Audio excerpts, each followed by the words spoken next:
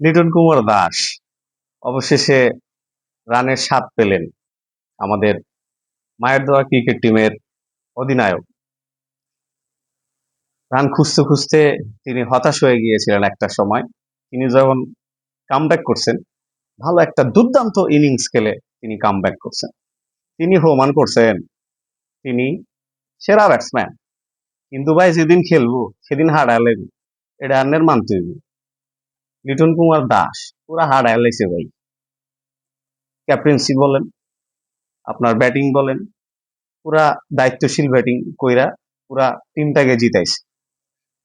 তো সবার একটা এফোর্ট ছিল এই টিমটা জেতার ক্ষেত্রে, একটা ভালো একটা এফোর্ট ছিল। বোলিং, ফিল্ডিং, ব্যাটিং, প্রথমে যে অবস্থা ছিল ভাই, মানে 2 উইকেট মনে করেন 20 রান, 3 উইকেট মনে করেন 33 রান।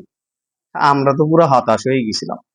তা শেষমেশ লিটন কুমার দাস রানের স্বাদ পেয়ে দলটাকে একটা ভালো নেতৃত্ব দিয়ে দলটাকে উইন করছে। তো বাংলাদেশের জন্য শুভকামনা। আসলে এই জয়ের ধারাবাহিকতা বজায় রাখতে হবে, তা না হলে বাংলাদেশের ক্রিকেটের ভয়াবহ অবস্থা পরিণত হবে। তো আপনারা যারা আছেন দর্শক, সবাই এই মায়ের দোয়া ক্রিকেট টিমকে সাপোর্ট করবেন, পাশে থাকবেন। কিন্তু ভাই এতে লাভ নাই। এটা হচ্ছে 1 মাস খেলবো, একটা ম্যাচ জিতবো, পরের ম্যাচে হারবো। এই হইলো মায়ের দোয়া ক্রিকেট টিমের অবস্থা। জিততে হইলে সবাইকে পারফরমেন্স করতে হবে।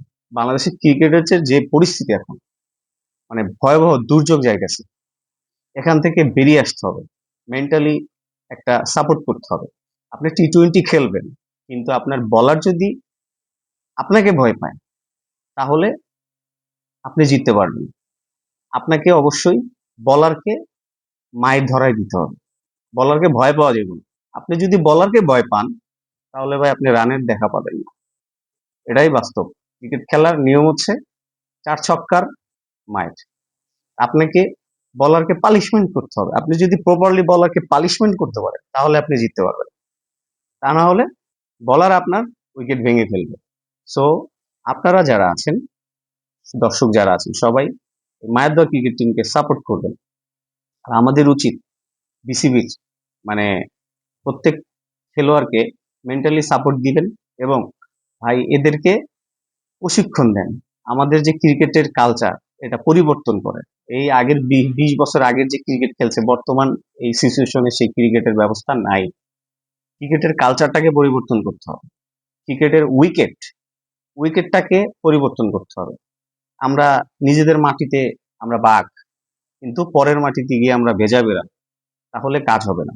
তাই পরিশেষে বলতে চাই, বাংলাদেশ টিমের সাথে থাকুন, বাংলাদেশকে ভালোবাসুন, বাংলাদেশের ক্রিকেটকে ভালোবাসুন এবং সকল শ্রোতা দর্শক বাংলাদেশ টিমকে সাপোর্ট করবেন। জয় হোক বাংলাদেশের।